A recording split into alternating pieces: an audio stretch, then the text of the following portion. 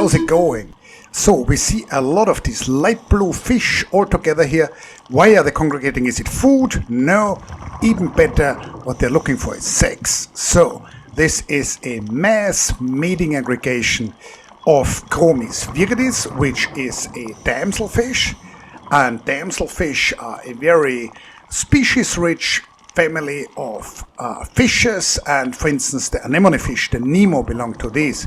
Now, this is a related species. Obviously this is not an anemone fish, and what's happening here is they have all come together and they are mating in this area, which is about 3 or 4 meters deep. This is in Dauin on Negros Island in the Philippines, and this is a rocky area next to a coral reef. I've seen the same behavior also in the seagrass. And now, if you look at the fish in the front, this is a male, and they are and now a male and a female are mating right in the front here, and you can see that a lot of males are defending territories. And you can also see that some of the males, which are here in this mass mating aggregation, they have changed color a little bit. So normally these fish are just uniformly light blue. Some of the active, the ready to mate males have changed the color of their fins, and you can see some of them have black fins, particularly the pectoral fins. Now, I believe this is what's generally called a lek. What's a lek? This is a biological term which is originally from the Swedish language. Now, this is kind of rare in biology, and it just means that there are a lot of males which are next to each other. They're showing off. I believe in this case they're showing off their colored fins. You can see a fish on the right. It just left the field of view, which has this black pectoral fins. So they're showing that off. They're showing off. Now it's back. They're showing off their size, their good physical conditions, and they're waiting for males to come and mate with them. Now, when they're mating, the females would lay the eggs on these rocks. This is typically something which damselfish do, and then the males would fertilize the eggs, and then the eggs would develop there. After the eggs hatch, the little fish exist as larvae, and they typically spend some time, more than a week, in the water column. They drift through the ocean, and then they settle again and find a coastal area, a reef area. So there's a lot of activity, and it's too fast to properly narrate them. So what should you look for when you're looking at this video? So right now there's a male and a female mating, and then the male chased away another male. And you can see both mating activity a lot, you can see this defending of territory a lot, and you can see the males tending to nests and defending these nests. Now, what else? So there are other fishes in the area, and so what's coming by now from the right?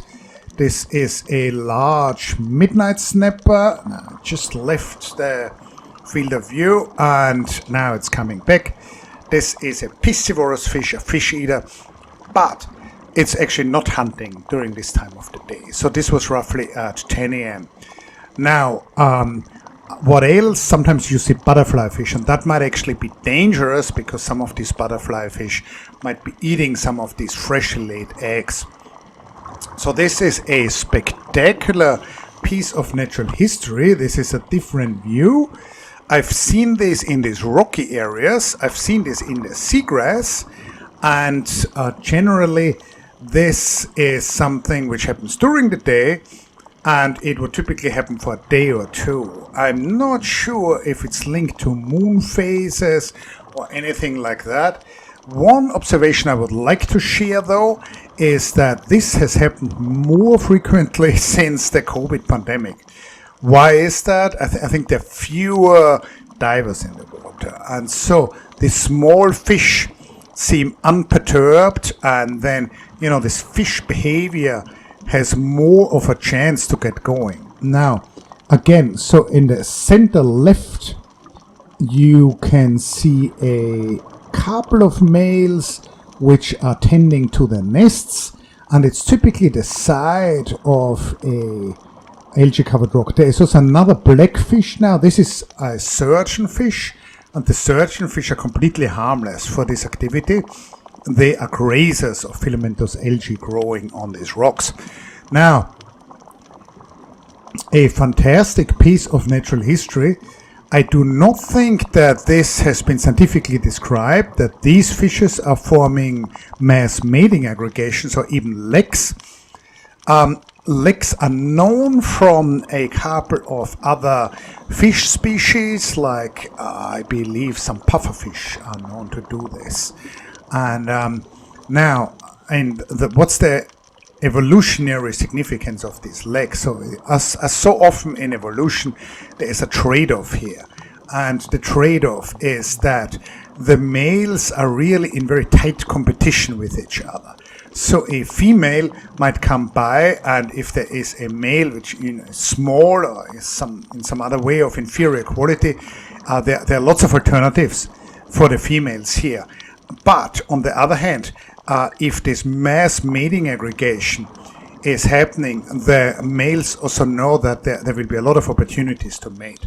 So this is essentially the trade-off when it comes to intraspecific activity. Now, it's also a trade-off in terms of predation.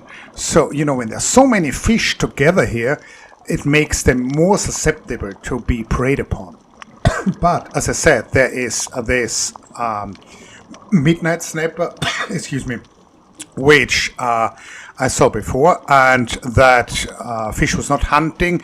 This area is really, a bit devoid of larger fish-eating fish. So, I hope you have enjoyed this excursion into fish reproduction here. So, I probably spent half an hour just looking at this mass mating aggregation. Please also check out my book. I wrote a book about gobies, wrote a book about diving physiology, and I'm writing a book about environmental problems in the ocean.